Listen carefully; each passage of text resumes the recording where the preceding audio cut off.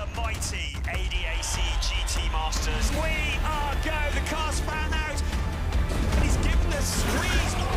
Look at this, side by side. Pulling out right in front. And really good close racing. Wonderful stuff. It's part 2 of the season for the ADAC GT Masters, round 4 of a 6-round season, race 7 of a 12-race championship.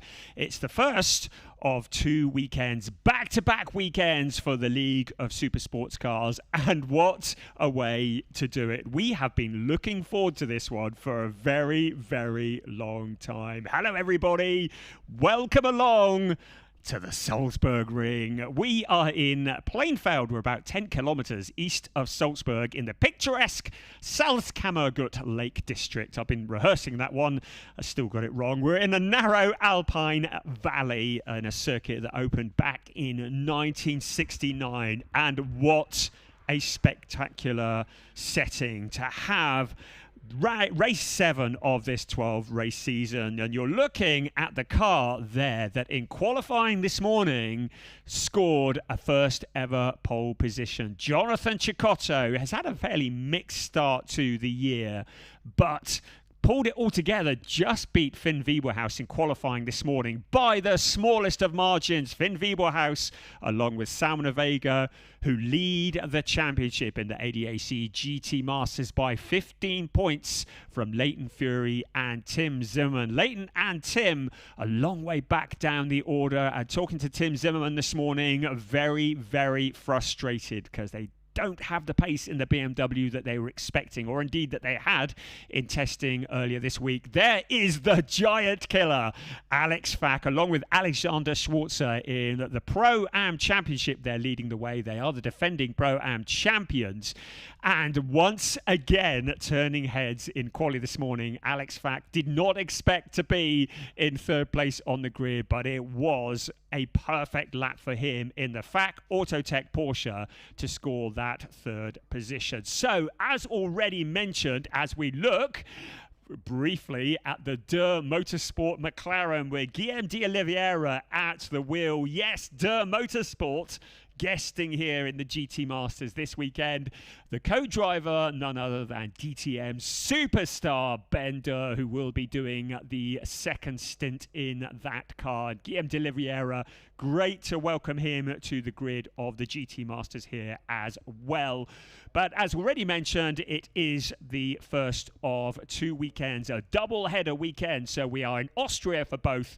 We're here at the Salzburgring as we look at Simon Conner Prim in the Powell Motorsport Lamborghini. We are here at the Salzburgring this weekend, and then we pack it all up and we head just up the road to the Red Bull Ring. I say just up the road, it's about 200 kilometers up the road, but 2 rounds back to back in Austria. It is a wonderful setting, and here in this circuit, and it is as close to an oval as I think you're ever going to get. It's listed as 12 turns, 6 to the right and 6 to the left. Well, my timing screen says 13 turns, just to confuse us. They count the chicane of turns 1 and 2 as 2 corners, but it is such an exciting circuit, and it is a spectacular circuit. It's very, very fast, and we've already had drama before this has even started. It was in testing on Thursday that Nico Handke experienced a puncture in the fastest part of the circuit, in the Ostschleife, heading into the Fahrlager curve, the paddock turn.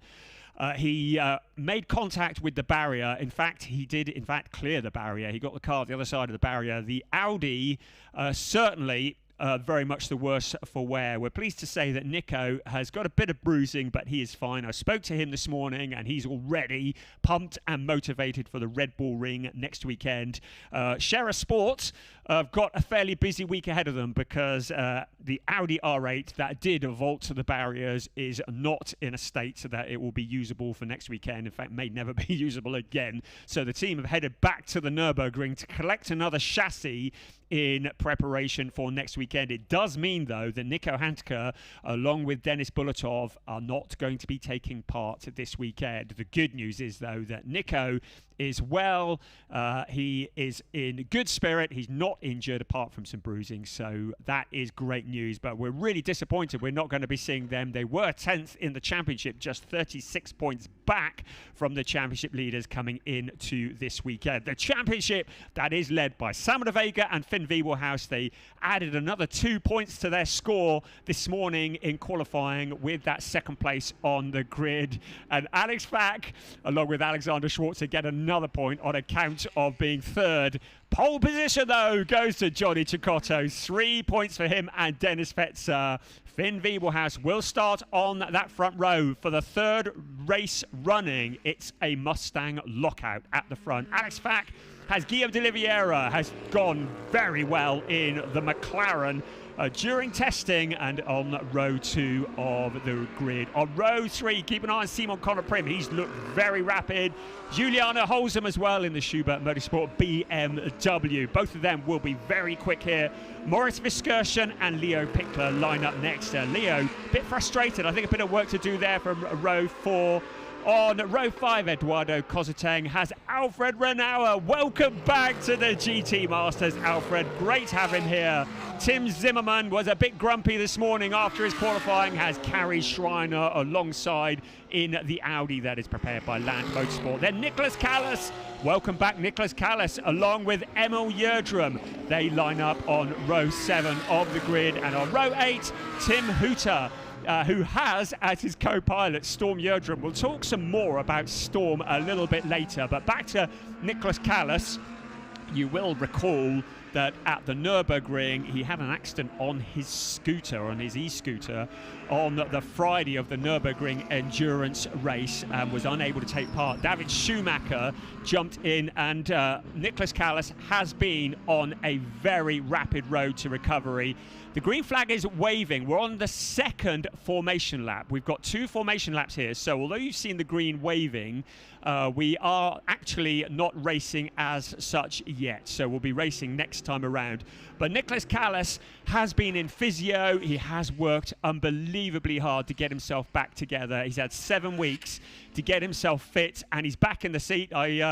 I've seen that David Schumacher is in the paddock, ready to jump in if there is a problem. But certainly Nicholas Callas, great to have him back, along with Max Rice at the wheel of the number 3 Haupt Racing Ford Mustang. There is confirmation of the points after quali this morning.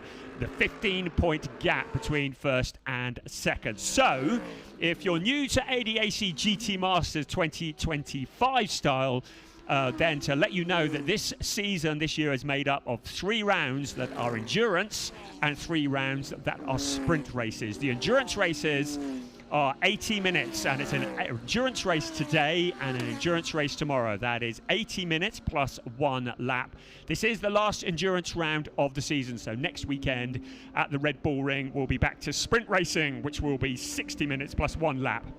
So the cars now having done their 2 formation laps, and the clock is now ticking down from that 80 minutes plus 1 lap. So the clock is already running. It's giving the drivers more opportunities to generate heat in the tyres and in the brakes. This is new territory for GT3 racing here at the Salzburgring, a circuit that is 4.255 kilometers around, 12 turns, 6 to the right and 6 to the left.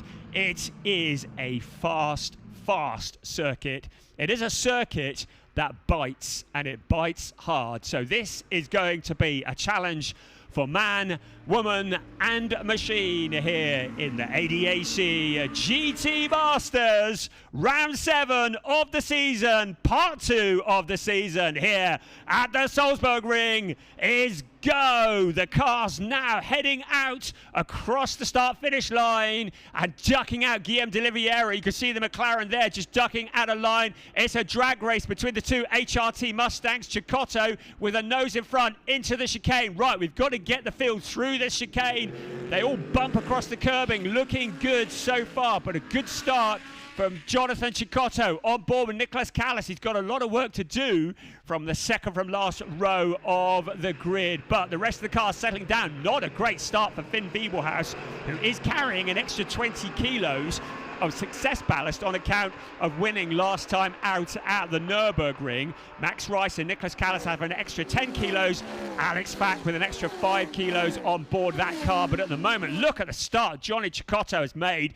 Second place, Guillaume de Oliveira, now looking under pressure. That looks like Juliana Holsom's made a good start. The BMWs certainly expected to do well here. We're fairly high up in the Austrian mountains, so conditions that would certainly favour the turbocharged cars. But what a lead from Jonathan Cicotto already. You can see the gap that has opened up. Guillaume de Oliveira in the McLaren in second place, but looking vulnerable to Juliana Holsom. Alex Fack there as well, just keeping himself very much in contact. Out along the pit straight they come.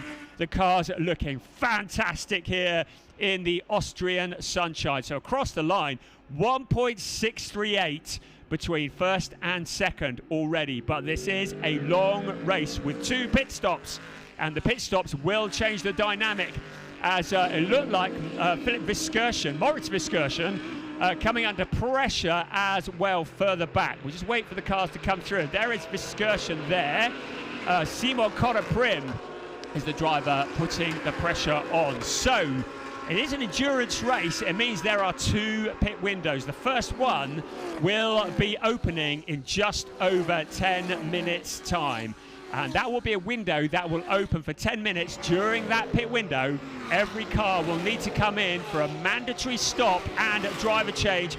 As I said, keep an eye on Simon Cotter-Prim. He's putting the pressure on, so he's already relegated Moritz Viskirchen a position. It wasn't the greatest start for Simon Cotter-Prim, but he's certainly making up for it now as he marches his way up through the pack. Next up ahead of him is 9th place Eduardo Cosseteng. So with the pit window that will open on the 65 minutes to go, that is the 15th minute of the race, every car will need to come into the pits for a mandatory stop.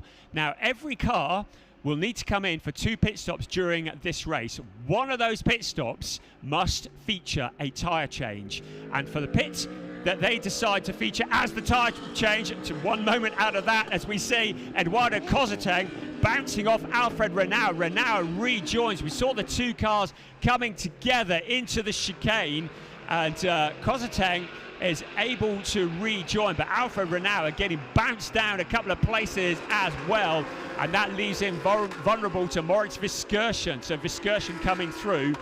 So back to the pit stops. So the 2 pit windows, 2 pit stops. Every team must do a tyre change in one of those stops, and for the stop that they choose to be their tyre stop, it will need to be a longer pit stop time, longer by 10 seconds than the one where they don't change tyres. It's up to the team to decide whether to do their long stop in the first pit window or in the second pit window, and it might be strategy that comes into play. It will be strategy that comes into play when we get to the pit window opening. You can see that Alfred Renauer and Eduardo Cosseteng, the incident that you just saw, is under investigation by our race directors here at the Salzburgring. We have 2 cars in this race that are in the Pro-Am category. That is the number 8 car and the number 4 car. There is no further action as a result of the incident that you saw between Alfred Renauer and Eduardo Cosseteng. The stewards have had a look and they've decided no further action. So we have 2 cars that are in the Pro-Am race. So they are in the Pro-Am Championship. They are drivers that are a Pro-Am pairing. And the advantage for them, as we see Nicholas Callas now trying to fight with Alfred Renauer. So moving to the inside, the Mustang and the Porsche running absolutely side by side. Out along the back straight towards turn 6 they come, absolutely flat out. Nicholas Callas on the inside, Alfred Renauer on the outside. So the 2 Pro-Am cars will have pit stops that are shorter than those around them because they are Pro-Am pairing. And in the case of number 4, we have a bronze-rated driver.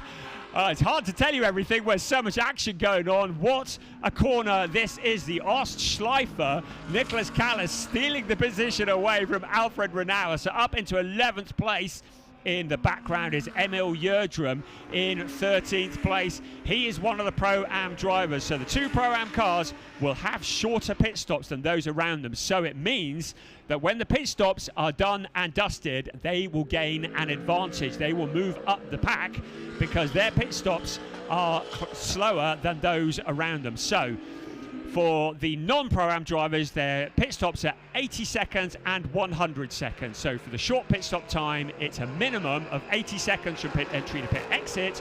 For the long pit stop, where they will change tyres, it's a minimum pit stop time of 100 seconds from pit entry to pit exit. For the Pro-Am drivers, their minimum pit stop times are 70 and 90 seconds, so shorter. So their short pit stop, 70 seconds, their long pit stop, 90 seconds, as Alex Fack now challenges Juliana Holzem on the outside. The outside then becomes the inside. Here they come around the very, very fast Ostschleife into the Fahrerlager curve, the paddock turn that they come.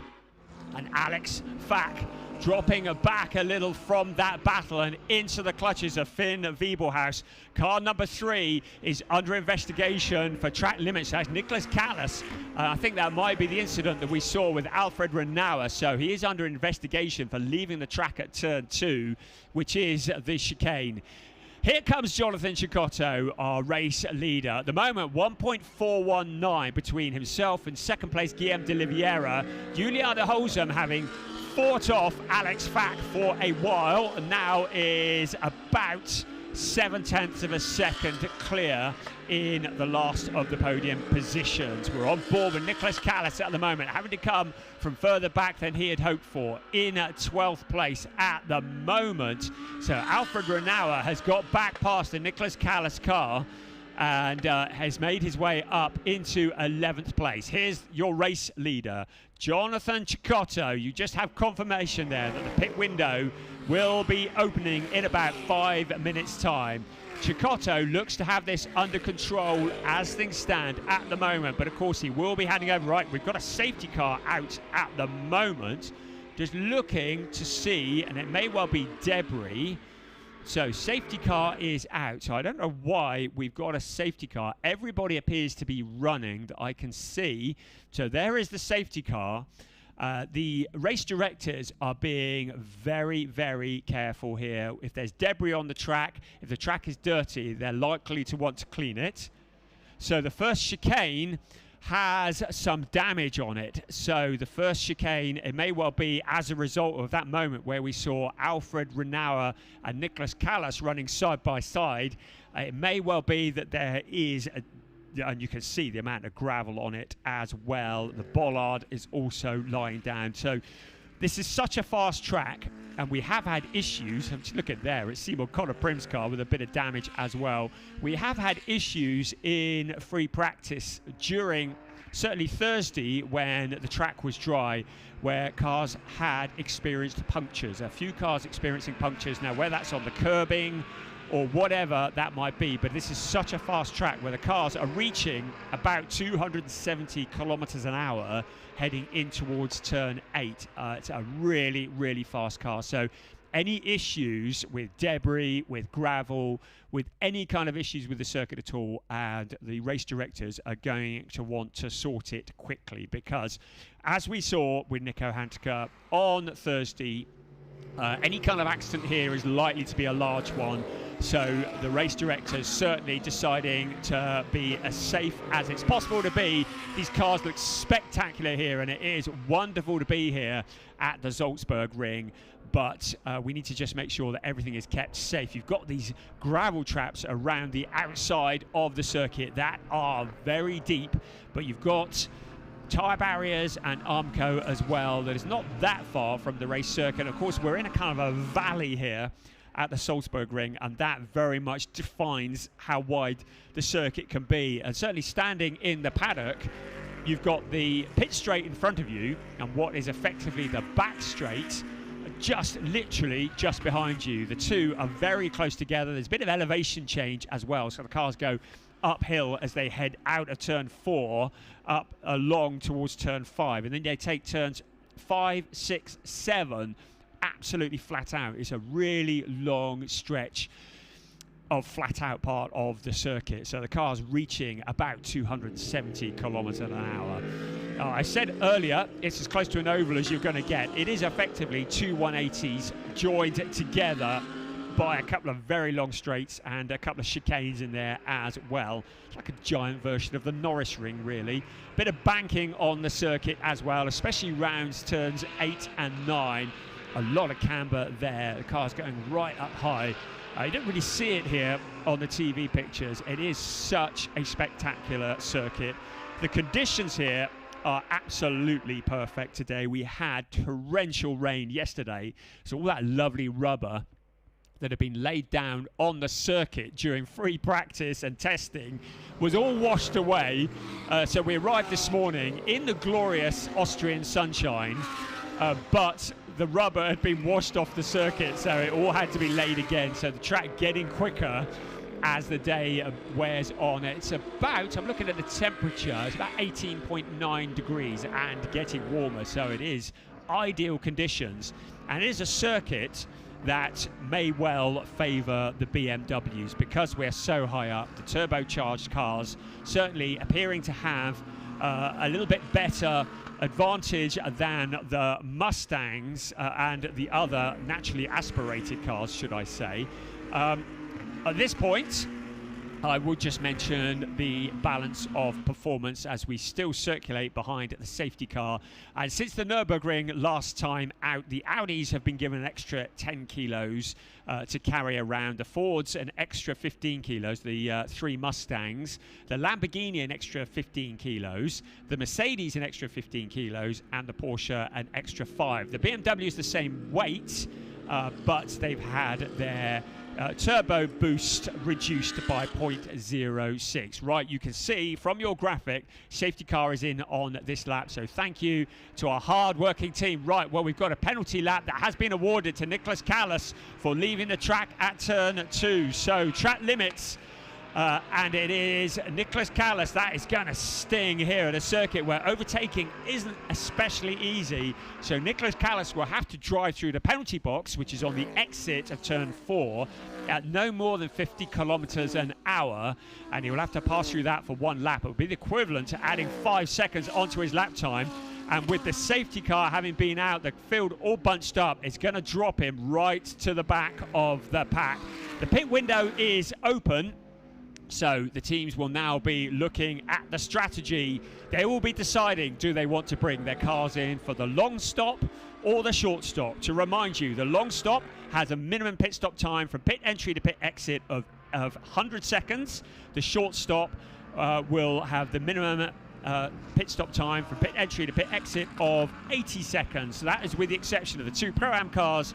Their long stop will need to be a minimum of 90, their short a minimum of 70. The time is measured from the pit entry to the pit exit. And every car will need to come in within the next 9 minutes and 10 seconds as Jonathan Cecotto continues to lead. And there are a number of cars that look like I was wondering if they were peeling off into the pit lane. Yes, we've got a couple. Eduardo Kozateng in, Moritz Viskerschen, Alfred Renauer, Kari Schreiner, Tim Huter. They are all into the pit lane early doors. So the question will be, are they going to take their long stop or their short stop? We're going to find out. The fuel needs to go in first, and the fuel needs to be clear of the car before wheel changes are allowed. So we've got to keep an eye on this. Right, we can see from our graphic there, the blue bars mean that tyre changes are taking place for the 21 car, the 92 car, the 68 car, and the 6. They are all taking their long stop. So they're going to be taking their tyre changing as well as the refueling. You can see the tyres coming off. So Felix Neuhofer, who takes over from Alfred Renauer. We haven't even mentioned Alfred Renauer yet. He was last in GT Masters in 2020. We'll see him again tomorrow. His brother, of course, Robert Renauer, the 2018 champion. Great to have him back here, but he is handing over to Felix Neuhofer, who we saw in the Team U Sportwagen Technique Porsche, guesting at the Nürburgring. And it's great to have Team Neuhofer Rennsport here as well.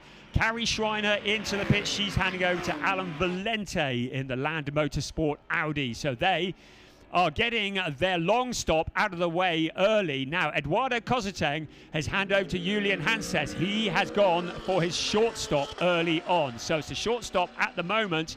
You can see other cars coming in as well. So Tim Zimmerman is in, handing over to Leighton Fury, the South African driver. Simon Kodaprim handing over to Finn Zulaf. Leo Pickler handing over to Simon Birch. Finn Wiebelhaus is in as well, handing it over to Salmon Vega. So the two blue bars mean that the team are choosing to take the long stop first. So Wiebelhaus going for the long stop as well. A lot of teams choosing to take the pain of the long stop early, get it out of the way, then they'll only have the short stop next time around. That is Finn Wiebelhaus exiting the car, takes his seat insert with him, handing over to Salmon Ovega, the former champion, now the defending champion in the ADAC GT Masters. Simon Birch at the wheel. Car 14 is off the jacks. They cannot get to the pit exit before the clock strikes 0. They can't park up and wait at the white line. They've got a time departing the pit box to try and hit the exit line of the pits when the clock strikes 0. You can see the clocks ticking down. We've still got 6 cars yet to make their stop, including our race leader. And while all that's been going on, Guillaume de Oliveira has closed in to within half a second of Jonathan Cicotto. So Oliveira very much in touch with the leader. We'll wait to see what happens there. Julian Hanses now at the wheel of the number 10 car. Leighton Fury, they have chosen to take their short stop early on. I'm now going to mention the 15th place car. We are so pleased to see car number 6 here, taking over from Tim Hooter, none other than Storm Yerdrum. And for those of you that watch ADAC GT4 Germany, you'll already be aware of the sensation coming up through the ranks. He's only just turned 16 years old. He's the younger brother of Emil Yerdrum. This morning, he was racing in the ADAC Tourenwagen Junior Cup. Now he is racing in the League of Super Sports Cars. Having been so successful in GT4 Germany, he could only start his GT4 career in July of this year because he was 15 years old until the second week of July this year.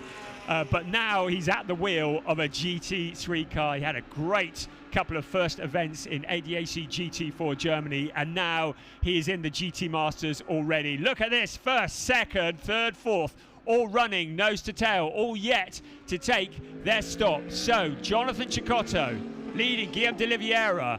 Giuliano Holzem in third place. Alex Fack there as well. Get the feeling Alex Fack will be staying out as late in the window as he possibly can. The older brother of Storm Yerdrum yet to come in, Emil Yerdrum, ahead of Nicholas Callas. So those are the only 6 to have not stopped. Our leading stopper at the moment is Julian Hanses, who's taken over from Eduardo Kozateng in the number 10 car. But first, second, third, fourth, all running together here out along that really fast, what we call the back straight. There's some turns in it, but they're all taken absolutely flat out, reaching 270 kilometers an hour, then into this corner, taken in 6th gear, really fast corner.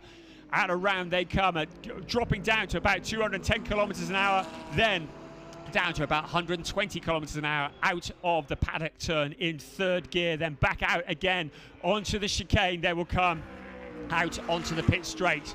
All of them staying out at the moment. Out along the pit straight they come. So all these drivers choosing to leave it till late on before they make their mandatory stop.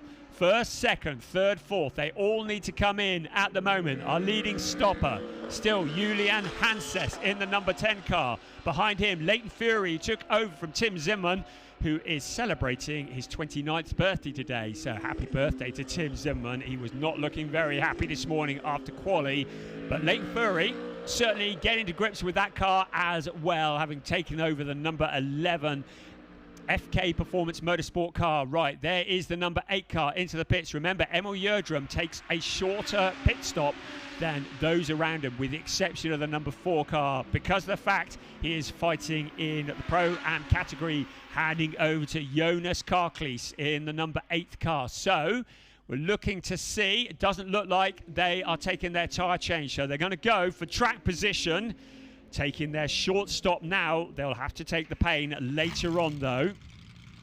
We've still got 5 cars yet to come in, but no tyre changes. So the short stop for Jonas Karklees, Julian Hanses, Leighton Fury, they've all chosen to take their short stop. The leading long stopper is Simon Birch in the Razzoon Northern Racing Porsche, currently in 9th place. But when we get to the next pit window, this is all going to shake up. So in comes Jonathan Cecotto now. So Cecotto peels off into the pits. It's Dennis Fetzer who will jump behind the wheel of that car. Here comes Dennis Fetzer now. Opens the door, helps Jonathan Cecotto out of the car. In gets Fetzer. Cecotto, who has done everything right today. Jonathan Cecotto, the son of former Formula 1 and DTM racer. I'm in a commentary box at the moment that has a picture of his father on the wall racing a BMW in the DTM. Jonathan Cecotto with his dad, Johnny Cecotto, such a famous name. Now handing over to the Dennis Fetzer pilot, and they're also in Nicholas Callas after all that hard work, recovering. Great to have him back in GT Masters. Now Max Rice with all the work to do as he gets behind the wheel of the number 3 HRT Ford Mustang. So Fetzer taking the short stop. Rice also taking the short stop as well. So the car's now peeling off into the pits because we're into the last minute and a quarter. Everybody else in. Look how hard Juliana Holzem had to get on the brakes. So the leading 3 cars now in. Everybody has or is pitting. So Guillaume de Oliveira stepping out from the lead, but out of the pits now comes Dennis Fetzer. So we'll see how much progress he can make while everybody else is pitting behind. This is really going to work for FAC Autotech at the moment. They've stayed in touch with the leaders. Remember that their pit stop should be shorter than those around them. They are going for a non-tyre changing stop, so they're short stop early. So this should bring Alexander Schwarzer out well into the lead of this race. But we've got a problem. The 92 car, Felix Neuhofer, into the gravel. Now we're going to hopefully cover this off. We've got a yellow at turn 14. We're almost certainly going to get a safety car, but at the moment the cars are going to carry on. I expect that the race director will want to get these cars out of the pits before bringing out any safety car. Otherwise, this will turn everything on its head. Ben Durr getting behind the wheel of the Durr Motorsport McLaren. They've gone for their long stop. So Ben Durr going for the long stop in car number 7. We can see the tyre changes. Hopefully the graphic is, at least I thought it was the long stop. The graphic is telling me otherwise there at the moment. Certainly Alexander Schwarzer is the leading car after the pit stop window has closed on account of the fact he's been able to take a much shorter stop in the Pro-Am Championship.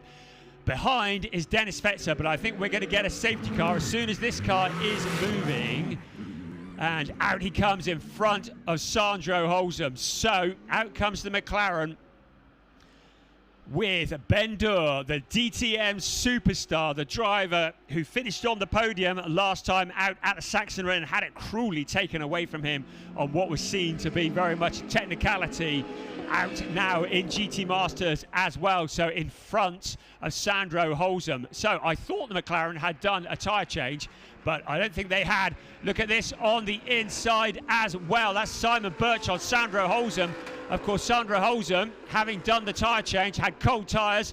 Birch with tyres very much up to temperature as well. Look in the background. It's Salman Vega making a move on Jonas Karklees. Karklees not really in the battle with that car at the moment. Those that have done the stop weaving to generate the heat into the tyres and into the brakes. I think that we are going to see a safety car before too long, because unless that stricken 92 car has been able to move. Right, look at this. Ben Durr coming under pressure from Simon Birch. Remember, Birch has got hot tyres as well, having been out on the track and done the pit stop nice and early. The yellows are waving in the corner as they go past the number 92 car. So, with the pit window done and dusted, now Alexander Schwarzer will not be happy to see this. The safety car is out. It means that the big gap that he has built, it was 8.695 seconds. So Alexander Schwarzer having built up that big gap along with Alex Fack, and that was part of their strategy, are going to see that gap eaten up. So the advantage they gained through the shorter pit stop has been eaten up because the safety car is going to close all the gaps up to retrieve the number 92 car. So I'm looking at the pit stops. We're still a little bit querying whether Ben-Dur, Guillaume de Oliveira, so Ben-Dur took a pit stop time that was 1:40, which would indicate they're taking their long stop. So I think that the Ben-Dur car had taken the long stop. We just saw at the end of the shot them with the tyre changes. I'm just asking my producer alongside me whether he'd seen whether Ben-Dur took tyres or not. So not entirely sure on that at the moment as the safety car is out, but at the moment it's Alexander Schwarzer who leads from Dennis Fetzer. Julian Hanses in third place, but remember that Julian Hanses has taken a short stop. So we have at the moment at the lead the Alexander Schwarzer car. That has been a short stopper, so that is going to really hurt them when the next stop comes around. Second, we have Dennis Fetzer, who is also a short stopper.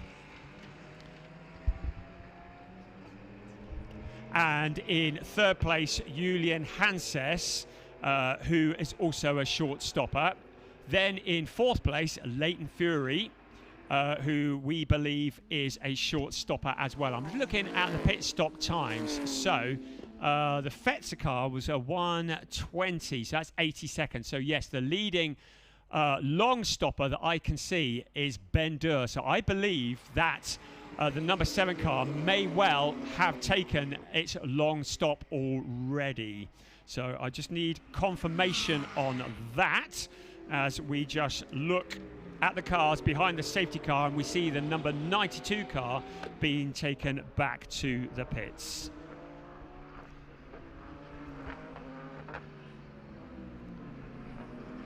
So at the moment, certainly the graphic is saying that Ben-Dur has taken a short stop and is yet to take the long stop, but the timing screen is suggesting otherwise. Simon Birch in second place, second place amongst the longer stoppers, currently in 6th overall with Sandro Holzem. So all those behind have taken their longer stop. So as far as I can see at the moment, just 4 cars that have taken their short stop. But the only one that we've got the query over at the moment is the McLaren of Ben-Dur. But we'll wait and see how that one shakes out. At the moment, behind the safety car. So the incident between car 7 and 56 is under investigation. So there was an incident between the Dur Motorsport car and the Holzem car, the Schubert Motorsport car, earlier on that we saw, as the safety car has now been indicated in on this lap. So as things are at the moment, the drivers just keeping the heat in the tyres. Certainly the FAC Autotech crew will be frustrated by that safety car. They've built up that big gap at the front. They've still got to take their longest stop. So has Dennis Fetzer in second place, yet to take a longer stop. Julian Hanses in third place, still yet to take a longer stop. That is also the case for Leighton Fury. Then we've got Ben-Dur, Simon Birch, Sandro Holzem, Salman Vega, Jonas Karklees, Janis Fitcher, Finn Zulauf, Alan Valente, Max Rice down in 13th at the moment. Then Tim Hutter, who's handed over the number 6 car to Storm Yerdrum, and then the 92 car, which we see out of the race at the moment. So safety car peeling off into the pits, and now it'll be down to Alexander Schwarzer to lead the pack through. And out across the line they will come to restart the race with 48 minutes and 20 seconds plus 1 lap remaining. But Dennis Fetzer, impatient to get past the Pro-Am car into turn 1. Alexander Schwarzer, who has improved so much this year. Look at Ben-Dur, though, the DTM pilot, pushing his way forwards as best he can, fighting with everything. Out they come towards turn 4. Once again, around the wide outside, there's a challenge there for position. Simon Birch on the wide outside, and that is the Ben Dur car. A penalty lap for an unsafe release from the pit. So the questions about the Dur Motorsport McLaren is a moot point at the moment, because a penalty lap has dropped him a long way down through the pack for an unsafe release from the pits. That has just flashed up on our timing screen. Look at this though, Leighton Fury in the orange and black BMW with cars all around. Salmon and Vega there as well. So Ben Dur got notified of that penalty, chose to take it pretty well straight away. Alexander Schwarzer making that Porsche as wide as possible. Look at Leighton Fury and Julian Hanses fighting for position up there, as well as Dennis Fetzer, the first, second, third. Then as Leighton Fury, but Simon Birch coming through the pack as well. So Simon Birch, having made a great restart there, won the Liqui Moly Team Extra Lamborghinis in the background, fighting for position into turn one. Alexander Schwarzer with his mirrors full of Ford Mustang, but still leading the way. Alex Fack will be shouting on, but look in the background. Julian Hanses sees his opportunity here to try and get past both of them. It's Porsche leading the way from Mustang, from BMW, but also there in the background is a Holsum car. There is Simon Birch in there as well. Birch ahead of the Holsum car. There again, further back, the 33 car, Finn Zulaf, along with Jonas Karklees, they are fighting for position. The safety car that closes the field up, negating much of the advantage of the short stoppers. And Max Rice also fighting his way forwards in the number 3 HRT car. We ride on board with Max Rice now into turn 10 they come once again, the paddock turn, and then out of that into this chicane, a chicane that is taken in third gear. It's all about high speed here. So the race settles down. We've got about 10 minutes before the next pit window opens, but the short stoppers that are leading the way will be frustrated by the safety car. Alexander Schwarzer, though, will have another short stop, so if he can hold off Dennis Fetzer and Julian Hanses, he will be in such a strong position once the next pit window opens. But holding off these cars more than the work of a moment. Julian Hanses with a nose to the inside of Dennis Fetzer. A little bit of contact between the two. Fetzer ducks off to the outside on the exit of turn 4. They head out along the very fast back straight. So Hanses up into second place, but look at Simon Birch. What progress he is making, having taken over from Leo Pickler. The gaggle of cars behind. This is brave driving on such a fast part of the circuit. This is like NASCAR, watching the Mustangs drafting each other into the paddock turn. They will come in just a few moments. This is first, second, third, fourth, fifth, sixth, all running together in single file. Almost Sandra Holsum there, also challenging for position as well. A little bit of contact with Salmon and Vega. The cars chopping and changing almost on every corner at the moment, though. Alexander Schwarzer holding on for all he's worth. There's Janis Fitcher kicking up a little bit of dirt out along the pit straight. They will come once again. Still Alexander Schwarzer holding off, but Julian Hanses sees his opportunity. He ducks to the inside into turn 1. They come through the chicane, then up. It'll be a short stand on the gas, then into the 180 of turn 4. Still Schwarzer holding on from Julian Hanses, but keep an eye on Simon Birch, who has made gargantuan progress up through the pack. Dennis Fetzer is there as well. Leighton Fury. All of these cars capable of winning this race. Salmon Vega. Sandro Holsum also there in the queue. Janis Fitcher also rushing to join. Finn Zulaf in the background as well. This is why we love GT Masters. The fight for position. Ovega now onto Fury. This is for 5th place. This takes a lot of bravery on the outside of a corner, taken at such high speeds, but he moves in front of the BMW and slams the door in his face. Still Schwarzer holding on to that lead with everybody queued up behind him. Julian Hanses there, putting the pressure on. But now, if he challenges Alexander Schwarzer, he may well open the door to Simon Birch in third place. Birch looking so quick. Remember, Simon Birch, Leo Pickler were the championship leaders coming into the last round. They dropped from first to third place in the championship. They were not happy about it. Now Birch pressuring Julian Hanses, and there goes Fetzer, the car that started on pole position across the track. Everybody trying to come through, but Dennis Fetzer having taken over from Jonathan Cicotto. The team were jubilant after qualifying this morning, but now the car spins. He drops to the very back of the pack. That is a disaster. Remember, they've got to take a long pit stop as well. So for the number 2 car, it's under investigation by our race stewards. Well, no surprises there. Now the lead battle continues. Alexander Schwarzer leading the way from Julian Hanses. Simon Birch there in that third place.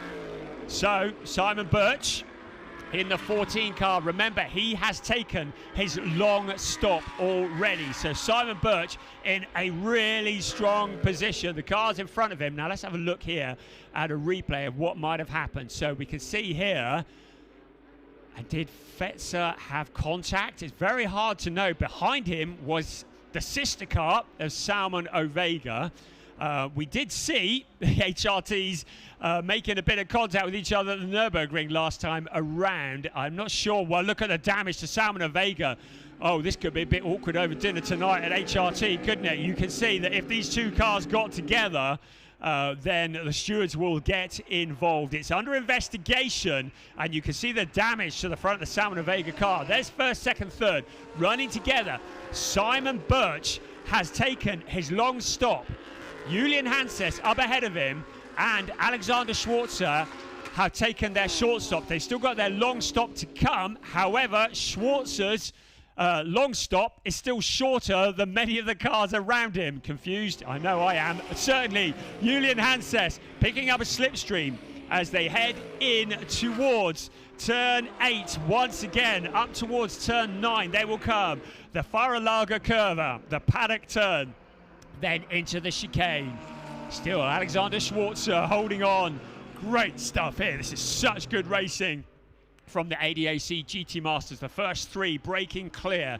So when we get to the next pit stop, Schwarzer, who will hand back to Alex Fack, will have to take a minimum pit stop time of 90 seconds. Simon Birch will take a minimum pit stop time of 80 seconds. So Birch really in the box seats here when it comes to the pit stop sequence.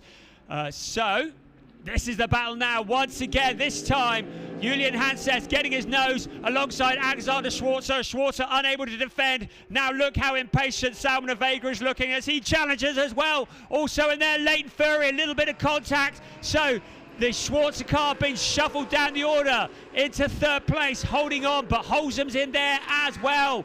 Unable to bank and take advantage of it is Leighton Fury. Fury trying to fight back though on the outside.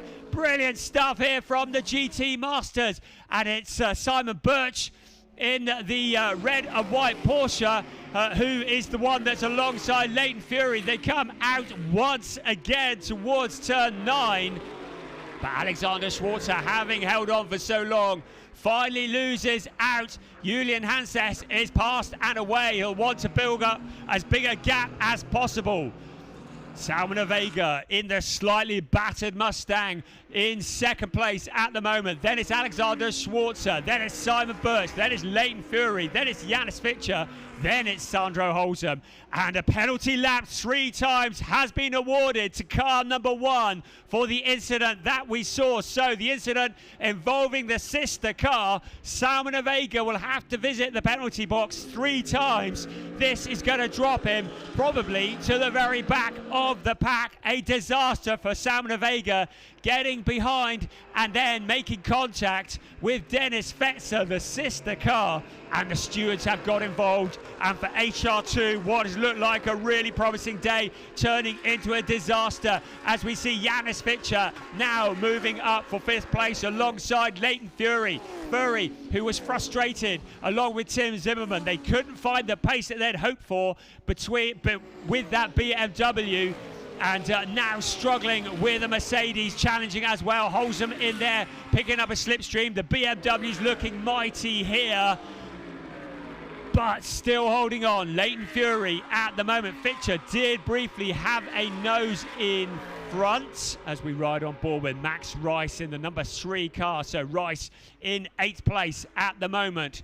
We are less than 3 minutes from the next pit window. So I beg your pardon, we are 13 minutes away, dodgy maths, from the next pit window opening. So time for the leader to try and stretch his legs. Julian Hanses, 1.5 seconds clear of Salman Ovega, but Ovega with the penalty hanging over his head. Then Simon Birch in there as well. Then Alexander Schwarzer. Really, 2 red and white Porsches. Easily confused. And now Schwarzer with Leighton Fury having a little look. Alexander Schwarzer has done a sterling job. From minute 25 is when the next pit window will open. So that is when the first drivers will get back in to take over the seat of the car. There's your race leader, Hanses. Clear, Salman Ovega, but Ovega still with visits to the penalty box. I was expecting it last time around. Not sure whether he took it last time around or not, but whatever it is, Simon Birch looking quicker anyway, and Alexander Schwarzer looked to gain as well from that penalty that is coming in towards Salman Ovega. So 36.5 minutes remaining plus 1 lap. It is in 11 minutes time that the next pit window will open. So still plenty of time for our race leader to build up a gap. Now I don't believe that Salman Ovega has taken his penalty laps yet. And it may well be that HRT are having a discussion with the race stewards. Of course, they have insight from both drivers involved as a result of the fact that both drivers are running for the same team. So, penalty lap flag being waved. Let's see if he does it this time around as we look at Alexander Schwarzer trying to defend that position. So, out they come of the corner. Now, Ovega takes that penalty lap, the first of 3. He sees the rest of the pack coming through. The championship leader, along with Fien Wiebelhaus, getting plummeted down the order. They are going to really struggle here with their championship lead disappearing away. If the race finished now, their gap would be 24 points over Leighton Fury and Tim Zimmerman. But of course, Ovega now tumbling down the order. Meanwhile, yes, so I said he hadn't taken it. So under investigation, Salman Ovega for not completing the penalty laps. He was only allowed to cross the start-finish line once before taking that penalty lap, and it didn't look like he did it last time around. So there may be more pain incoming for the number 1 car for not completing the penalty lap as quickly as requested. If things finish as they are now, Julian Hanses would be the race winner along with Eduardo Cosseteng. But remember, he has got to take a 100-second pit stop, a tyre change pit stop as well. Simon Birch in 2nd place, along with Leo Pickler, they have taken their long stop already and will take a short stop the next time around. Alexander Schwarzer, when he hands back to Alex Fack, will have to take their long stop as well, albeit shorter than the long stop of those around them. Less than 35 minutes plus 1 lap remaining of this race here. The debut race for the ADAC GT Masters at the Salzburgring. Right, here comes Ben Durr in 7th place already, having plummeted down the order as a result of that penalty for the unsafe release further on at the beginning of the race. So, coming back through the pack, Ben Durr putting the heat on to Sandro Holzem. This will be for 6th place. Up ahead of them, Janis Fitcher in 5th place. Then it's Leighton Fury up ahead of him. The leading Pro-Am car at the moment is Alexander Schwarzer, along with Alex Fack in 3rd place overall. The Giant Killers, who won, beating all the other cars at the Nürburgring, won the overall race as Ben Durr challenges Holzem on the outside into the chicane. They come, the 2 cars rubbing, climbing the curbs As Sandro Holzem finally having to give way. No, he doesn't. He eases in front. Of course, Sandro Holzem, a former DTM pilot himself with a current DTM pilot, breathing down his neck. Good job from Max Rice up into 8th place. Finn Zulauf in 9th place will be a bit frustrated about that at the moment, but remember that when Finn Zulauf hands back to Simon Connor Prim, they are going to be taking their short stop, so they are going to be elevated up the order. At the moment, Salmon Ovega drops back to last place as a result of those visits to the penalty box, and we saw that after he got together with the sister Haupt racing car of Dennis Fetzer. The stewards got involved and the penalties were awarded. We look at Alexander Schwarzer in the last of the podium positions at the moment. Behind is Leighton Fury. Leighton Fury very much with high hopes, second in the championship coming into this. I'm not even going to start to do the points connotations until we're past the next pit window, but we'll start to look at the points in a bit. Coming into this race, Leighton Fury and Tim Zimmerman were 15 points adrift of Salmon Ovega and Finn Wiebelhaus. As we look at Dennis Fetzer along with Alan Valente. Valente in 11th place, so Fetzer pushing his way back up forwards through the pack into 11th. So, well, our graphics guys have done a great job there. You can see there are the connotations, but remember, we've got the pit sequence still yet to come. It would be 5 points between first and second, 6 points between first and third. That's how close it would be, but we'll wait till after the pit window when it all shakes out, when the long stoppers and the short stoppers have done their pit stop times. But remember, the car in second place at the moment has done its long stop, so it should be a real advantage unless Julian Hanses can open up a bigger gap. At the moment, it's 2.42 between first and second. We got one eye on Ben Durr in that 7th place as well. Here comes your race leader out across the line. 2.183.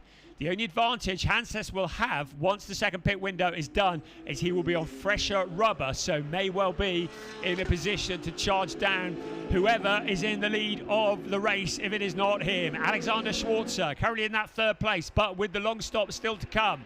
Leighton Fury next in the number 11 car, also with a long stop still to come. Then is Janis Fischer in the 21 car, will be very much elevated up when Moritz Viskersen takes over, because they have taken their long stop early in the number 21 car. Then it's Holzem in the number 56 car. They too have taken their long stop, so they will come into play once the next pit sequence is done and dusted.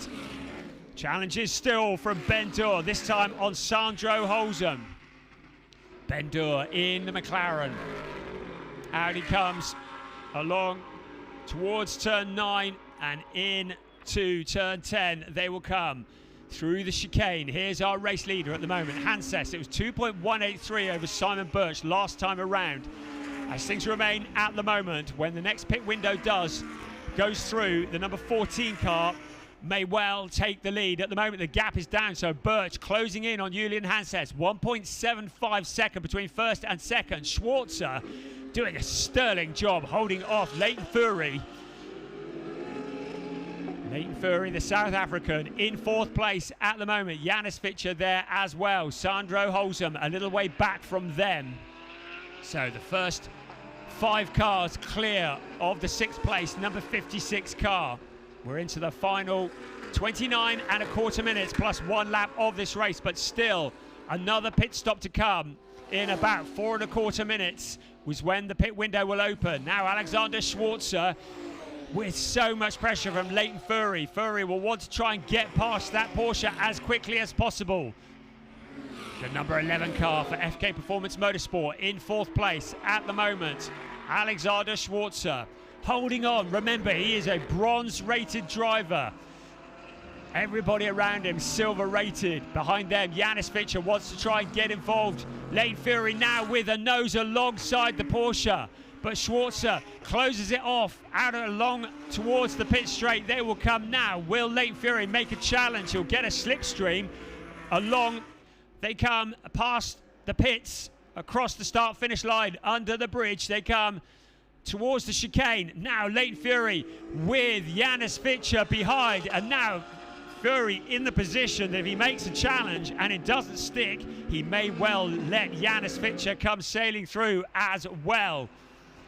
So Janis Fitcher will have in mind that he's only got a short stop to come, so he was going to come very much into play at the front of this field when this pit stop is done and dusted, when the next pit window comes. Less than 3 minutes till the next pit window opens. We're looking at the fight for third place. Alexander Schwarzer holding on. Fastest man on the track has been Simon Birch. He set that a long time ago in the number 14 car. And he's in second place at the moment. With his long stop done, he has a short stop coming up. So this could well propel him to the front. He doesn't need to take a risk trying to get past the number 10 car, because it may well be sorted in the pit sequence. So our race leader, Julian Hanses, at the moment, 3¼ minutes away from the pit window opening. I get the feeling that Hanses will want to stay out as late as possible into the pit window to try and stretch that gap. But Simon Birch has closed it down to 1.13. So Birch on a charge, very much in a strong position for the top step of the podium. Alexander Schwarzer under pressure once again. Leighton Fury with a nose in front, but Schwarzer has the line into the corner. Fury trying to hang it around the wide outside. Now onto the power they come out of turn 4, and now surely the BMW will have the grunt to drop in front of Schwarzer. So finally Leighton Fury into the podium position. Schwarzer trying to come back. And of course Fury will know that Schwarzer will have a shorter pit stop than him the next time around. Certainly Janis Fitcher there in a really strong position in that 5th place. This is the view on board from Alexander Schwarzer looking at the back of Leighton Fury. So Alexander Schwarzer. So our race leader, Julian Hanses, with the long stop still to come. Second place, Simon Birch with a short stop to come. So may well leapfrog into the lead of this race when the pit window openings. Our leading Pro-Am car, Alexander Schwarzer, who has done a sterling job, held off the cars behind, but look at Ben Durr in the background, putting the heat onto Janis Fitcher as well. Ben Durr in the Durr Motorsport McLaren, guesting here in the GT Masters, flashing the lights, clear as Sandra Holzem. Ben Durr, who took a pit stop that was fitting with a long stopper during the first pit window. Out they come along the back straight. Turns 5, 6 and 7 taken absolutely flat out. The driver's picking up a slipstream from the cars in front. We're now 8, 7, 6 seconds away from the pit window opening, the second pit window. This is where the strategy is going to pay off for all those drivers who took the long stop first. Amongst them, Simon Birch, who took a long stop. He's going to hand the car back over to Leo Pickler, but surely, if everything goes smoothly, they're going to come out of this very much in front. The race leader, Julian Hanses, has got a long stop still to come. He's going to tumble down the order as a result of that. A pit stop that is going to be 20 seconds longer. Right, here we come. So now the final pit stop. Drivers who did stint number 1 on standby, ready to jump behind the wheel of the car. We're on board with Alexander Schwarzer. Alex Fack will be itching to get behind the wheel of that car, the number 4 Fack Autotech car. Here comes Alex Fack. So the fuel goes in. The fuel will need to be clear of the car before the tyre change can start. But Schwarzer will get into the car. Schwarzer will get out of the car. Fack will get into the car. Schwarzer helping him to get buckled up and strapped in. So you can see the team getting ready for the tyre changes. And as soon as the fuel is clear, so the fuel is now clear, so now the tyre changes start. The clock ticks down. So Julian Hanses clear at the front at the moment, but will need to come in for the long stop. Right, your graphic there, the blue bars indicate that the drivers have taken their long stop early. The orange bar indicating they've only taken a short stop in the first pit window. The only question mark is over Ben Durr in the number 7 car, as the number 4 car now off the jacks, waiting for the clock to tick down. And then we'll head to the exit line. Currently down in 10th place. Will jump up the order, but will not be at the front of the very front of this race when the pit sequences are done and dusted. You see that Juliana Holzem has taken over from Sandro Holzem. Up ahead, the number 33 car is handed over as well. So it is Simon Conoprim who takes over from Finn Zulauf at the moment. We've still got 8 cars that are yet to come in. Now Dennis Fetzer comes in, so Jonathan Chicotto, the pole sitter, getting ready to take over from the Dennis Fetzer pilot. Right, challenge is coming on here. Alex back out on to the track, running very much alongside the Liquimoli team, Exler McLaren, the number 8 car of Emil Yerdrum and Jonas Karklees. At the moment is Karklees at the wheel, still to take a long stop. And of course, they are running in the same category. They are both in the Pro-Am category, but Karklees still yet to come in and take the long stop before handing it over to Emil Yerdrum. So Alex Fack looking impatient, wants to get about after the cars in front as well in a Liquimoli team Exeter sandwich. So there, the number 2 car with Jonathan Chicotto taking over. They're taking the tyres now. Remember, they took their short stop early, and all that strategy went out the window. Firstly, from the safety car, and then secondly, from the contact from the car behind.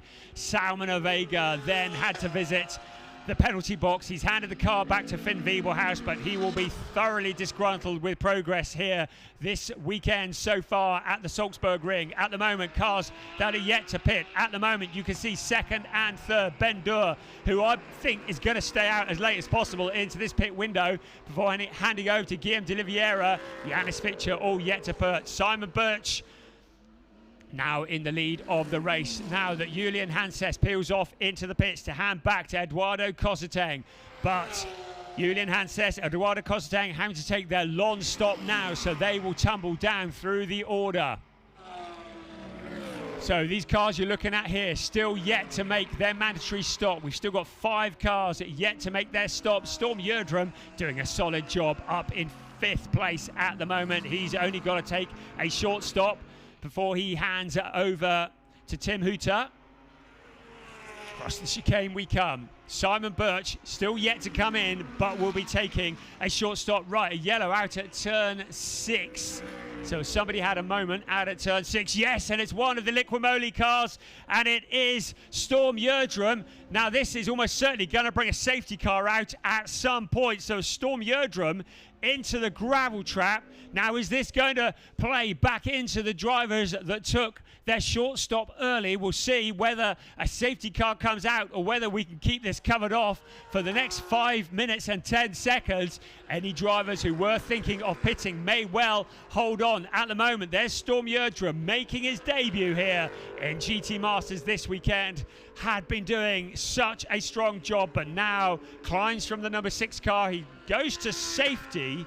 So we will see what happens. I think we're going to get a safety car. The question is, will the race director try and hold this out? I expect that the 4 cars that are yet to come into the pits will have been given the instructions to stay out at the moment to see whether a safety car comes out. At the moment, our race leader, Simon Birch, still yet to pit.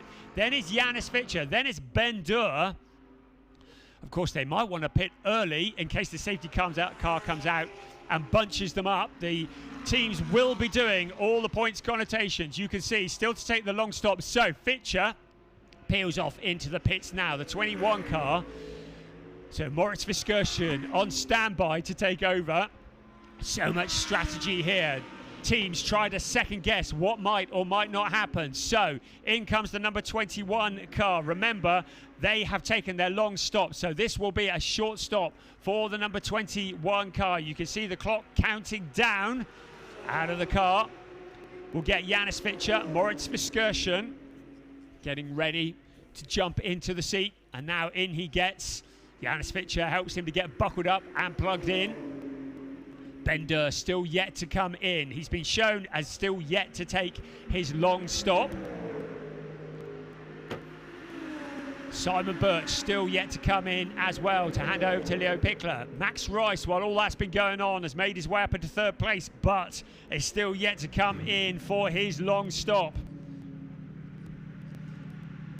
So the cars are now waiting for the clock to tick down. Looking at the times for Max Rice, and again the timing screens indicate he may well have taken a long stop, but we believe it was a short, but we will see how that shakes out as Janis Fitcher's handed over the 21 car to Moritz Viskersen. Out of the pits he comes, so only going 0.3 of a second over the time, the minimum pit stop time, so cutting it close, but not too close. Good strategy from the team at SR Motorsport by Schnitzelam. So we've still got that yellow at turn 6, so we're still waiting now. Max Rice is in to hand the car back to Nicholas Callas. We've still got 2 cars yet to come in. We're waiting for Ben Durr to come in, and we're waiting for Simon Birch to come in. They will have to do it in the next 2 minutes and 20 seconds. So Nicholas Callas waiting to get in, the driver who has been working hard to get himself back to full fitness after an injury just before the Nürburgring round. So there is Simon Birch. I reckon he's going to try and stay out. Is he going to stay out for another lap before handing over to Leo Pickler? The number 14, Razun, More Than Racing Porsche. Out through the chicane he will come, and then out onto the pit straight. The race leader at the moment, but only has a short stop to take. Out he stays. He's going to run it right down to the line, as is the case for Ben Durr as well in the Durr Motorsport McLaren. In towards turn 1 they come. In the background is Moritz Viskersen, having taken over from Janis Fitcher. So the number 3 car, with the clock ticking down, drops down the order now. So this could be the car, the number 21 car, that's going to be featuring for the battle for the podium when this is all done and dusted. So now Simon Birch is going to have to stop this time around, and it looks like a problem there. The number 3 car, and there is Max Rice looking on Nicholas Callas, and that's Nicholas Callas who's out of the seat. So it looks like there may be a problem for the number 3 Haupt Racing Team Mustang. It has been a day that showed so much promise, but has turned very much into nothing. Clearly an issue with that car. Doesn't look like it's going any further. Meanwhile, here comes our race leader. He's going to have to come in this time. Also, Ben Durr is going to have to come in this time as well. So, Janis Fitcher, the number 21 car, currently out at the moment on turn 8 and heading out towards the pits. This is really going to play into, I say Janis Fitcher, of course the graphic hasn't refreshed. It is Moritz Viskersen who's at the wheel of the number 21 car as Ben Durr peels in now. Here comes the race leader, Simon Birch. So, here we come. Hits the stop marks. Durr Motorsport will be poised and ready. There's Leo Pickler. Remember, they've done their tyre change already, so all they need to do is go for the short pit stop time. The short pit stop time of 80 seconds. Right, now the question was, had Durr Motorsport changed tyres? I believe they might have done in that first stop, so I think our graphic might have been a little bit behind on that. So I think they've taken their long stop already. So it means that when the Durr Motorsport McLaren comes out, it's going to be very much in the battle for the podium positions. There is Simon Birch at the moment waiting. The 21 car of Moritz Viskersen is out on the back straight, heading towards turn 7 at the moment, heading in towards turn 8. So this is going to be close. The clock is ticking down for the 14 car with Leo Pickler at the wheel. The clock also ticking down for the Durr Motorsport McLaren. The number 7 car with Guillaume de Oliveira at the wheel. This is the fight for the podium positions. Now the 7 car is rolling. The 14 car is rolling. Here comes the 21 car. Viskersen there as well. Out into the lead comes Leo Pickler. So he's got the jump. So Pickler into the lead of the race. Guillaume de Oliveira in second. Then it's Moritz Viskersen behind him. and Holzem up into 4th place as well. Now look at this though, a challenge for the lead of the race. And Leo Pickler has nothing for Guillaume de Oliveira in the McLaren. The Durr Racing McLaren sweeps around on the exit of turn 4. They come towards turn 5. The strategy paying off at Durr Motorsports with 13¼ minutes remaining of this race. It is Durr Motorsport who lead the way from Razoon More Than Racing. The number 7 car of Guillaume de Oliveira took over from Ben Durr. Leo Pickler in 2nd place took over from Simon Birch in that 2nd place. Then it's the 21 car, Moritz Viskersen, who took over from Janis Fitcher. I don't think our graphics have refreshed on the screen, but you know that the car that is leading is the gold and black McLaren, Guillaume de Oliveira at the wheel of it. Then Leo Pickler in the red and white Porsche, 1st, 2nd, 3rd, with all pit stops done and dusted. Across the line we come. The confirmation there of the positions. Guillaume de Oliveira from the 14 of Leo Pickler. Then it is the 21 of Moritz Viskersen. Then Juliana Holzem there as well. 1st, 2nd, 3rd, 4th in the background. Simon Conner-Prim very much back in the battle. Then Alex Fack, the safety car, foiling what had happened. But the safety car is out now. We thought this might be the case. So safety car is out. So they've taken their time to do it. They wanted to get the pit sequence done and dusted. That is all done. The pit window is closed. So now the race director, great stuff, because it means it's a fair playing field as we lose another car. So Carrie Schreiner is pushed back into the garage. She and Alan Valente in the number 68 car for Land Motorsport. The car pushed back into the garage, so clearly an issue there. There is Storm Yerdrum thinking about what might have been, sat up on the banking, and I have to say it's been massive pressure. I spoke to Storm this morning. He has been so excited about getting behind the wheel of that. He only got the call on Wednesday to invite him to sit behind the wheel of the Liquimoli Team Exler car alongside Tim Hooter. And I just remind you, this morning he was in the ADAC Junior Tourenwagen Cup, the VW Ups. Last weekend, or 2 weekends ago, he was in ADAC GT4 Germany. It has been a real steep learning curve. And Storm Yerdrum, the younger brother of Emil Yerdrum, who's already making headlines in GT racing, well, he's looking over his shoulder because Storm Yerdrum is coming through the ranks. It's a name we're going to be talking about for many years to come, and it's a heavy baptism of fire this weekend for Storm Yerdrum. But the safety car out now to retrieve his car. So once that is gone, we're going to be below 10 minutes of racing left, but we are going to be stacked up in single file. At the moment, Guillaume de Oliveira in the Durr Motorsport McLaren is leading. Leo Pickler in the Razoon More Than Racing Porsche. Moritz Viskersen in the SR Motorsport by Schnitzeland Mercedes AMG in 3rd place. A big crowd here in the glorious Austrian sunshine has been enjoying a wonderful weekend, an ADAC race weekend. And really great to squeeze everybody in. The first ever visit of the ADAC GT Masters here to the Salzburgring, hopefully not the last, under the blue skies, the most wonderful setting here, just on the outskirts of Salzburg. And a big crowd who have been pouring in all morning, really enjoying some racing. You see the difference in gradient between the back straight and the home straight.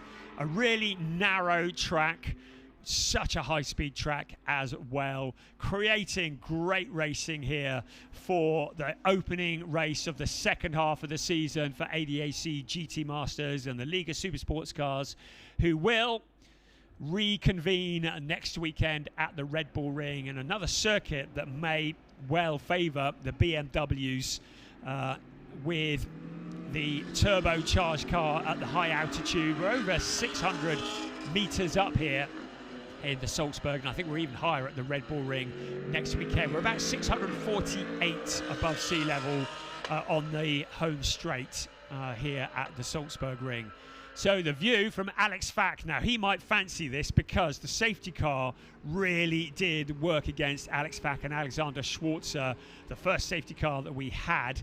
Now when this gets back going again, Alex Fack, a silver rated driver, may fancy an opportunity to try and gain a few places with all the gaps closed up.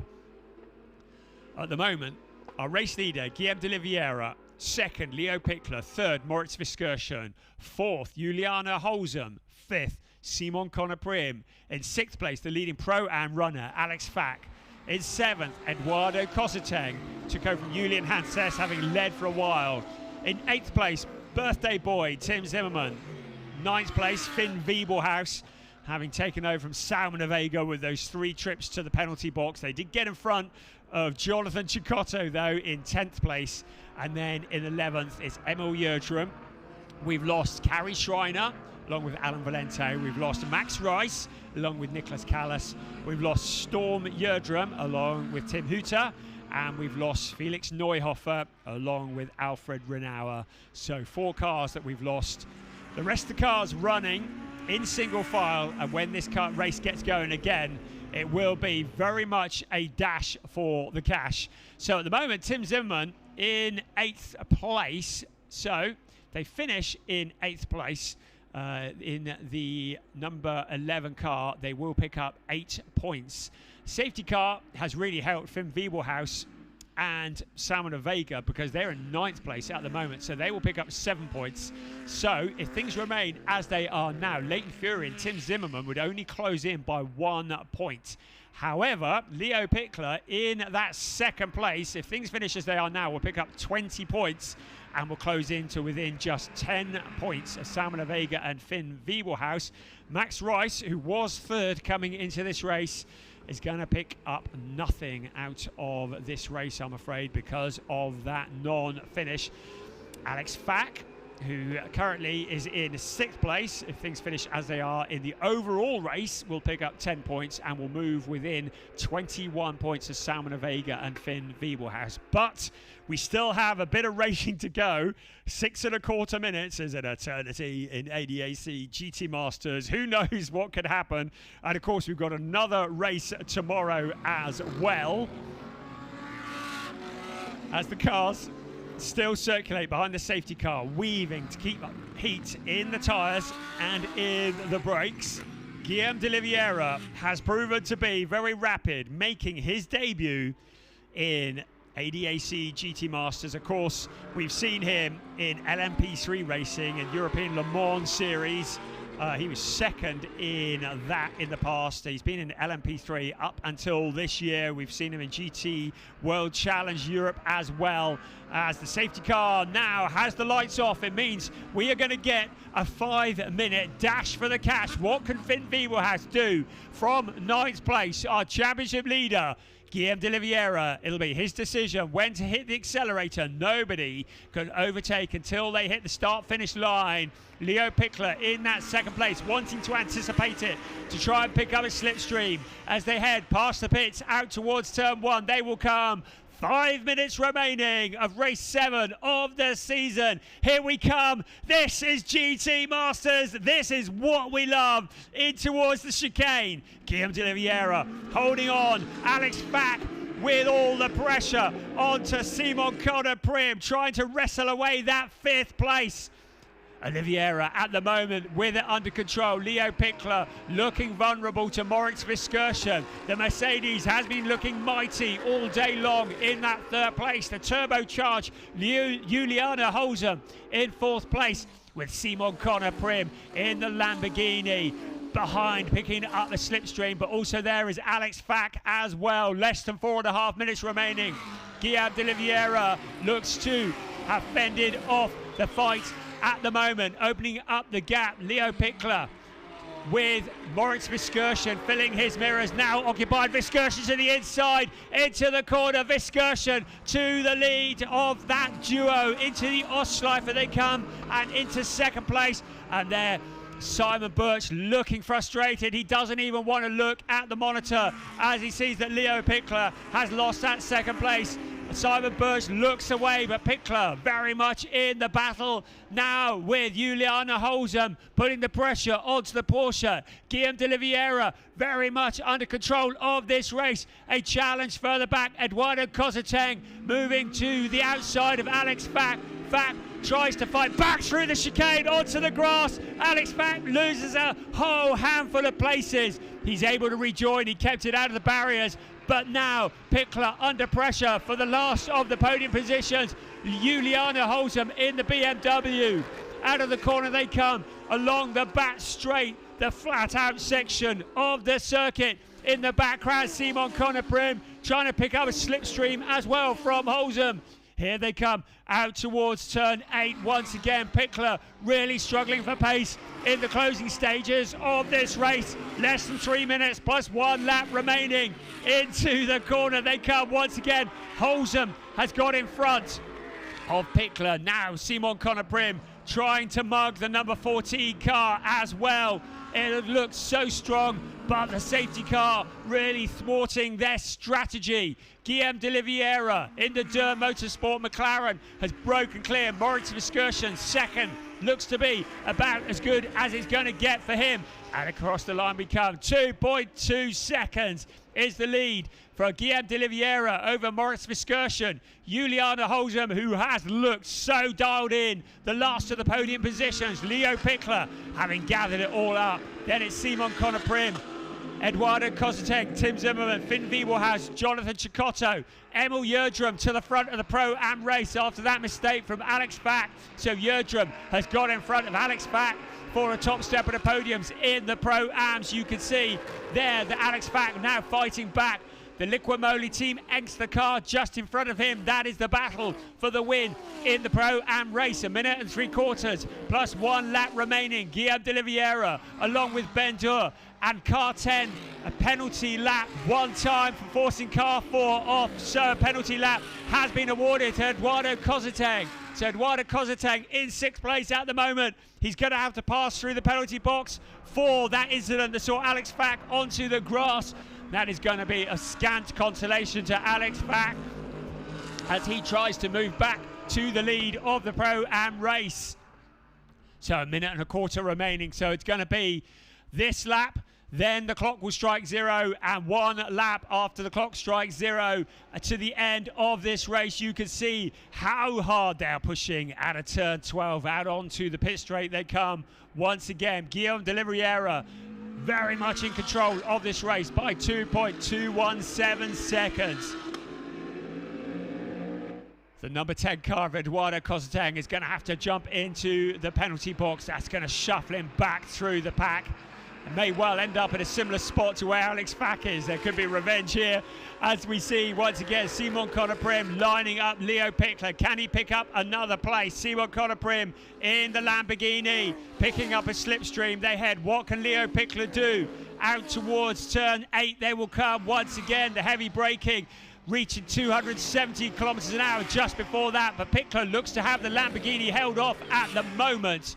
15 seconds remaining on the clock of timed racing. The clock is going to strike 0 before Guillaume de Oliveira starts his final lap of the race in race 7 of the ADAC GT Masters here at the Salzburgring. So out comes Guillaume de Oliveira, 2nd place, Moritz Verskirchen, 3rd, Juliana Holzem, 4th, very much under attack. Also in the background, Finn Wiebelhaus with Jonathan Cecotto just behind him. Remember, those 2 cars got together earlier on. And there is Alex Fack out of the race. So a problem for Alex Fack, maybe as a result of that moment onto the grass. But the number 4 car has retired. It means the Pro-Am win is going to go to Emil Yerdrum and Jonas Karklees. We're on to the final lap of the race. Guillaume de Oliveira, Moritz Verskirchen, Juliana Holzem, your 1, 2, 3. As we look on at Alex Fack having retired from the race, but Guillaume de Oliveira at the moment towards turn 5. He comes flat out towards turn 6, 7 and 8. He along with co-driver Ben Dur in the ADAC Motorsport McLaren. Behind them Moritz Verskirchen along with Janis Fitcher.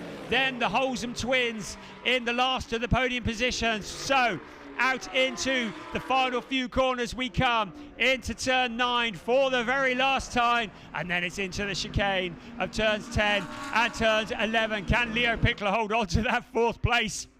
Here comes Guillaume de Oliveira along with Ben Dure out onto the pit straight. He sees the checkered flag, and it's a win in race 7 of the season, the first ever race at the Salzburgring, to Guillaume de Oliveira and Ben Dure. 2nd across the line, Moritz Viskersen and Janis Fitcher. 3rd across the line, Giuliano and Sandro Holzem. There's Ben Dure sat in the seat, looking pretty chilled. I've never seen him as relaxed as I've seen him this weekend. Takes it all in his stride. And look like Nico Handke that he's just received congratulations from. Nico, who is a spectator here this weekend as a result of that accident. But a win on debut for Guillaume de Oliveira and Ben Dure in the Dure Motorsport McLaren, making their debut in the ADAC GT Masters here at the Salzburgring. Brilliant stuff here from the GT Masters, a race that had a bit of everything. Guillaume de Oliveira, Ben Dure ahead of Moritz Viskersen and Janis Fitcher. Giuliano and Sandro Holzem, those are your podium finishers. Leo Pickler did a good job holding off Simon Konoprim, but Simon Birch clearly a bit disgruntled with that 4th place ahead of Finn Zulauf and Simon Konoprim. Then Tim Zimmerman, Leighton Fury, 6th place, not what they'd hoped for. Finn Wiebelhaus, Samuel Vega, championship leaders ahead of Johnny Chicotto and Dennis Fetzer, rounding out the top 8. Then the winner in the Pro-Ams, Emil Jerdrum and Jonas Karklees, Eduardo Kozadang and Julian Hanset in 10th. I think Alex Fack and Alexander Schwarzer will still get the points for 2nd of the Pro-Am, ahead of Carrie Schreiner, Alan Valente, Nicholas Callas, Max Rice. A disastrous day for them, ahead of Tim Hooter, Storm Jerdrum, Alfred Renauer and Felix Neuhofer, rounding out the top 15. ADAC GT Masters, the penultimate endurance race of the season, and they will have their final endurance race tomorrow before it is 4 sprint races to end the season.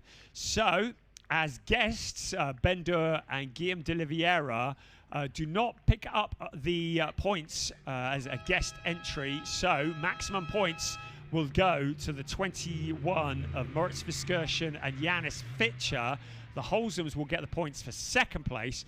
So Leo Pickler and Simon Birch with the points for 3rd place, even though they crossed the line in 4th.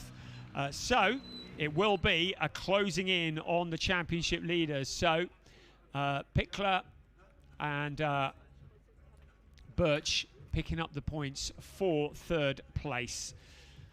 I'm just trying to do the calculations here as well as we look at Finn Wiebelhaus, Salmon Vega.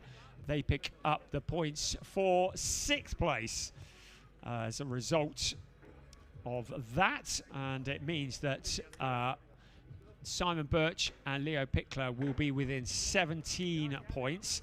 Tim Zimmerman and Leighton Fury will pick up the points for 5th place. That will be a 14-point gap to the top of the championship. Max Rice, I'm afraid, is going to be a long way back, some 32 points back from the championship lead. Guillaume de Oliveira, what a debut in ADAC GT Masters, along with Ben Dure, currently being interviewed by a face very familiar to ADAC fans, Toby Shimon. And then in a few moments we should be seeing them on to the podium.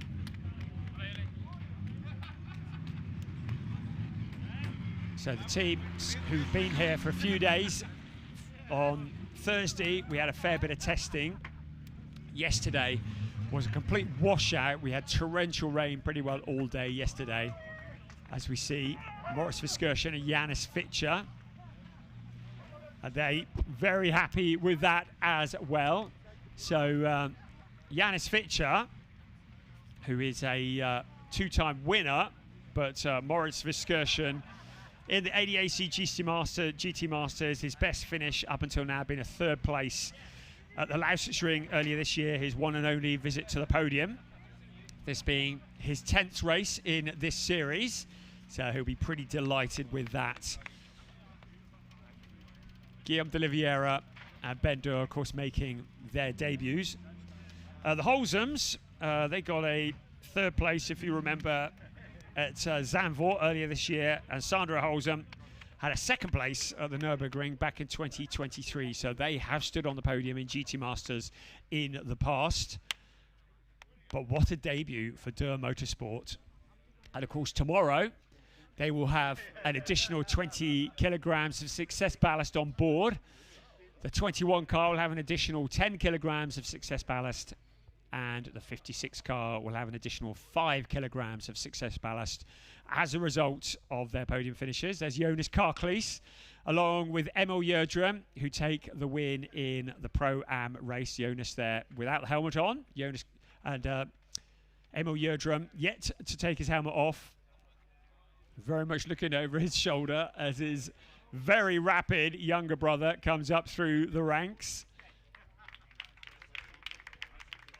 And there, SR Motorsport by Schnitzelam. That Mercedes AMG has been looking very dialed in. You can see the beautiful surroundings here. So, there are your points situations.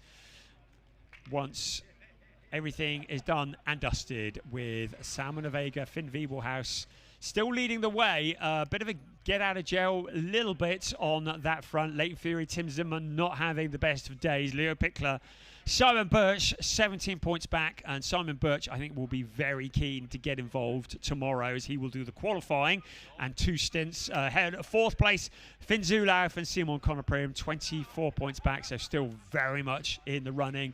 Max Rice 28 points back. Alex Fack and Alexander Schwarzer 28 points back, so still very much in the hunt. And Moritz Viskerschen, Janis Fischer jumping very much into the championship hunt here, 32 points back, ahead of Eduardo Cosseteng and Julian Hanses. The Holzums are next in 9th place. Dennis Bulatov and Nico Hantiker, of course, not able to start today as a result of that crash for Nico Hantiker on Thursday. Jonas Karklees, Emil Jerdrum, they will be in the Pro-Am race, so they're not really worried too much about that. Coming into this race, Alex Fack and Alexander Schwarzer led in the Pro-Ams by 10 points. So they will still have the lead in the Pro-Ams, but it will be a reduced amount. So second place will get them 20 points. So there will be a 5-point reduction. So it'll be 5 points between first and second in the Pro-Am Championship. As we wait now for the podium celebrations, that will come very, very shortly. A real shame for Jonathan Cicotto, 8th place, not what he was anticipating a couple of hours ago, having earned that pole position.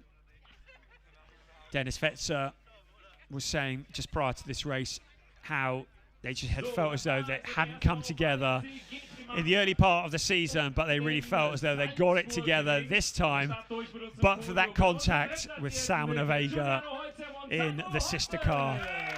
Right, to the podium come the Holzum twins. Third step of the podium for them. Moritz Viskerschen and Janis Fischer will take the second step of the podium.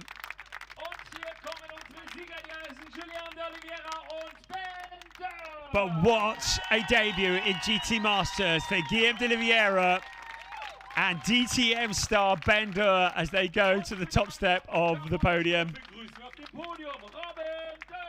And Robin Durr, brother of Ben, will come to the podium to receive a trophy on behalf of Durr Motorsport. And Jonas Karklees and Emil Jerdrum taking the win in the Pro-Ams, also coming to the podium. Where do they stand? It's a busy podium over here, they say. And now the national anthem.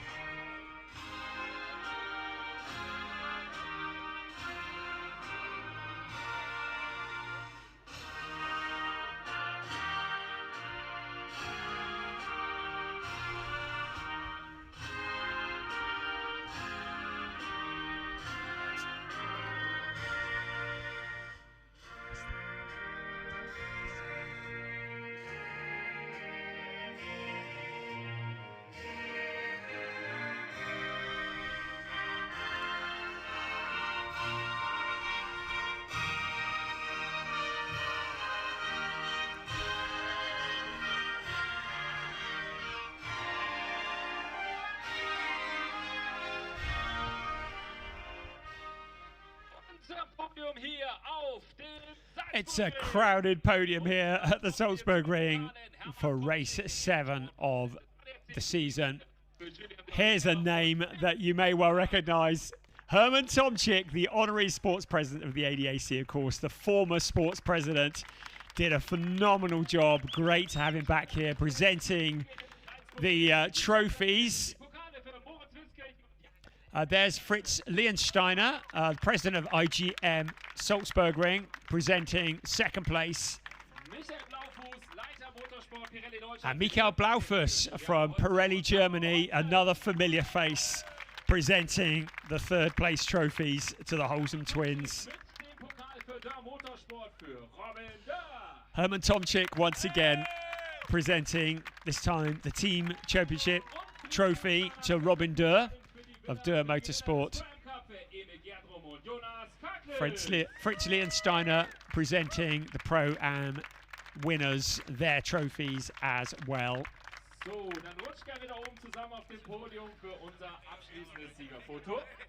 So now everybody squeezes up for the photos. I hope they've got their wide angle lens on. It is a crowded podium here at the Salzburgring. What a debut for the ADAC GT Masters here at this wonderful circuit just outside Salzburg, as Toby Shimon gives his legendary call for the champagne fight. The celebrations will be short-lived because we get to do it all again tomorrow for what will be race 8 of the season. And it may well be a completely different podium, because tomorrow the drivers that went in second today will be doing the qualifying and stints 1 and 3. And the drivers that qualified today will be doing stint 2 tomorrow. Once again, it'll be about strategy. It'll be about who has done the tyre changes, who has done their long stop, who's done their short stop. It has been a spectacular race here at the Salzburgring, the season opener that saw our pole sitter, Jonathan Cecotto, leading the pack. Looked like he was going to lead the way all the way home. Guillaume de Oliveira on his debut in ADAC GT Masters for Durr Motorsport in the McLaren, keeping him very much in sight. Safety cars are plenty here, as expected at the Salzburgring. And of course, that penalty that came for the number 7 car for an unsafe release from the pits, but Ben Durr, with the bit between his teeth, forced his way back up through the pack. Then there was that contact. Dennis Fetzer, Salman Vega getting together. Haupt Racing Team with some awkward discussions over dinner tonight. They will come back tomorrow stronger. There was damage to the front of the number 1 car as well. The fighting continued, and very much the story was Ben Durr along with Guillaume de Oliveira fighting their way back up through the pack. Alex Fack and Alexander Schwarzer for a while looked like they may well be podium finishers, but also Simon Birch, man on a mission, but the charge faltered in the latter part of the race. We saw another safety car. Storm Yerdrum was the next one to retire from the race. It bunched everybody out together. It meant that the strategies very much out of the window. It has been a thrilling race in the ADAC GT Masters, round 4 at the Salzburgring. Join us tomorrow for race 8 of the season. We'll see you then. Bye-bye. ADAC GT Masters. We are go. The car's ran out. And he's given the squeeze. Look at this, side by side.